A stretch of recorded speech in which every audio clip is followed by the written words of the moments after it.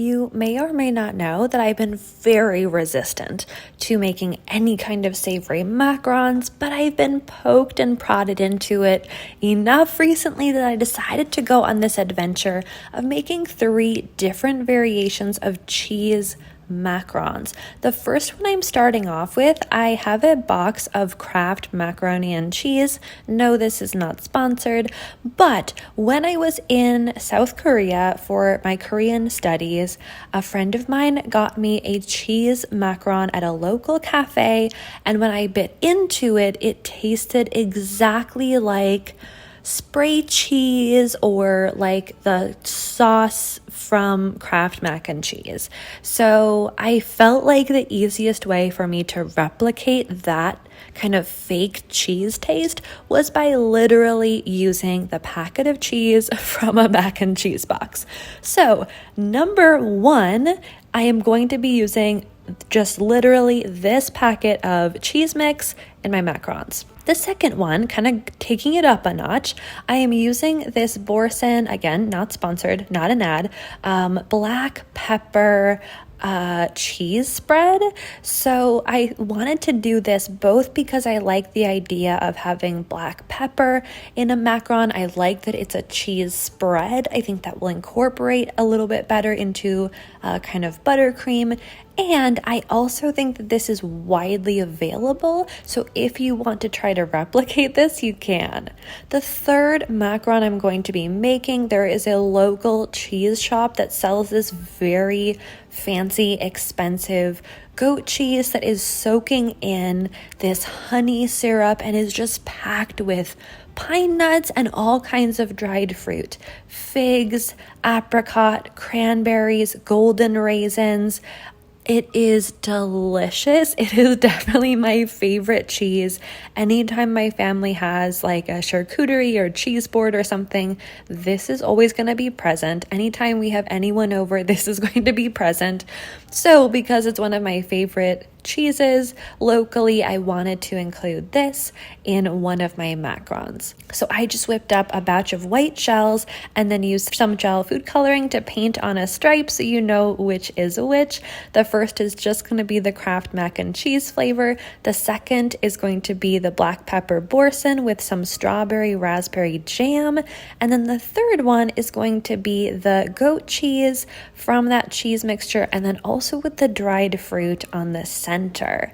To create a macaron filling while keeping this very easy, I made a buttercream that has no flavor. There's no vanilla, and it has like the minimal amount of butter and sugar that I could add and still have a very functional buttercream. I want this to be kind of sweet and savory. I didn't want to go 100% savory because, again, that scares me. But anyway, so I'm using this as my base, and I am just incorporating first the mac and cheese packet. It probably would have been better or easier to use like a spray cheese. I'm not recommending that you do this. I really am not. This was for the experiment's sake because this is the flavor that I felt like I tasted when I was in Korea. If you do want to recreate this, because it's a powder, what you'll want to do is either warm up a bit of your buttercream or maybe cream, kind of let the powder absorb into that, or let this sit long enough that the powders kind of start absorbing some moisture, so you can mix it again, really make sure it's homogeneous before you pipe your macarons. With the black pepper Borsen, I literally just mixed that into some buttercream. I think I ended up doing about a 1-to-1 ratio.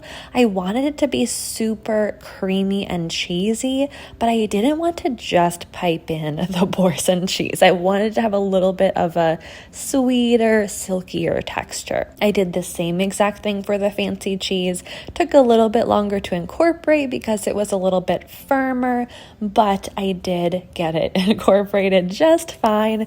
Because I was making such a tiny batch, I just did this in a little plastic cup, but obviously I would recommend using a mixer if you are making any larger batch. much. So I am just gonna go ahead and pipe each of these 3 into the macarons. The first one, remember, is just the mac and cheese packet buttercream.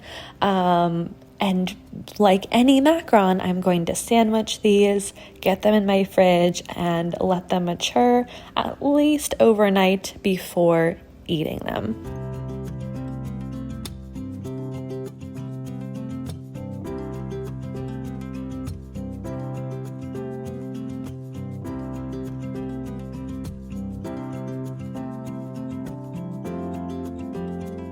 So the next one, I now have that black pepper boursin buttercream sort of, and then the jam. So I'm going to pipe a ring of the black pepper cheese buttercream around the outside, and then I'll fill it with my jam on the inside.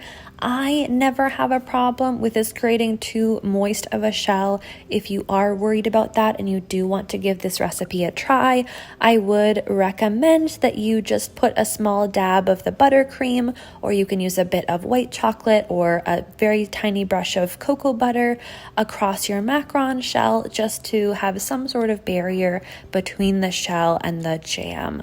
You can use a store-bought jam, you can make your own. I really love black pepper and strawberry together, which is why I wanted to use this jam, but you also could pair this with a lot of other fruits and I think have a lot of success with it.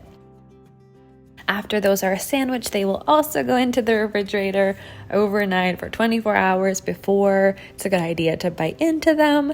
And then last but not least, I'm going to do the same thing with this kind of honey goat cheese buttercream. I'll pipe that ring around the outside, and then I'm going to scoop the dried soaked fruits into the center of it, just making sure that I have a little bit of a variety, so I don't have like all figs in one and all cranberries in another, a little bit of everything. Because the fruits have been soaking in this kind of honey syrup for a while, they are quite soft. If you have dried fruit on hand and you want to create this on your own, I would definitely recommend letting your dried fruit absorb a liquid like this, or bringing it to a higher temperature and then letting the fruit soak that in and absorb that. If you just stuck some regular dried fruit in here, it's not that that would cause any problems, but I think it's a little bit better to have it closer to a jam-like texture. You don't want it to be dripping, but you also don't want to bite into it and just have a bunch of dried fruit fall right out of it. Okay, so now that I have all of those macarons, they are matured, let's do a taste test. It is time for a taste test. Here I have my 3 cheese macarons. I've had them sitting out at room temperature for a little bit, so they should be good. I finished these now 2 days ago, so I think they should be fully matured. Everything will be great. Well, except for maybe the taste. Let's dive into these. All right, so first things first, the Kraft mac and cheese one that I'm modeling after the macaron I had when I was in Seoul that tasted like spray cheese to me.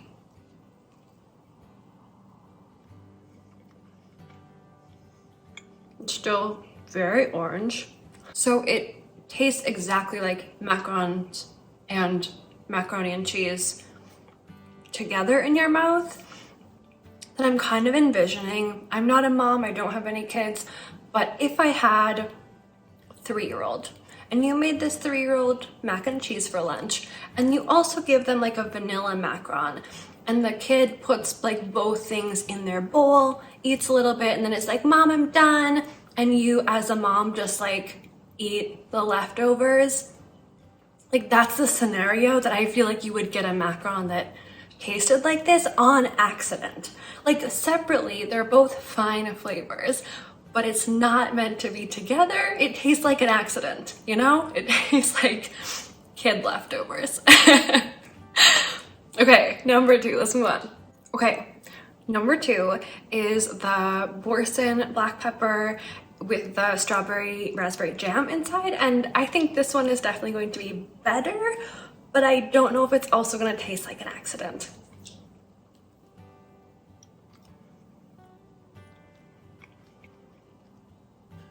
We're going to see that nice jam inside.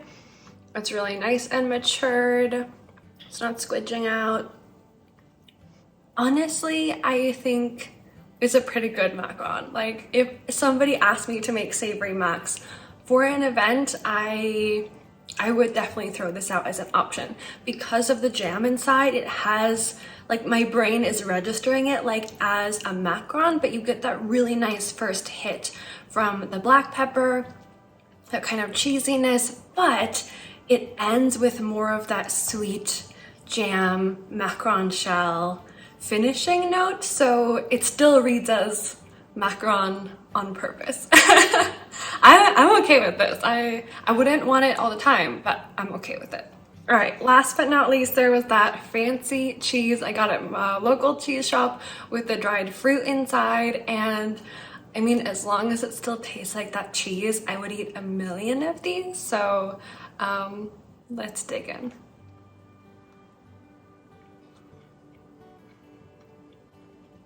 I mean, it just tastes like that macaron shell sandwich with the cheese and dried fruit. I don't know if you can focus there. I love the texture of the soaked dried fruit on the inside.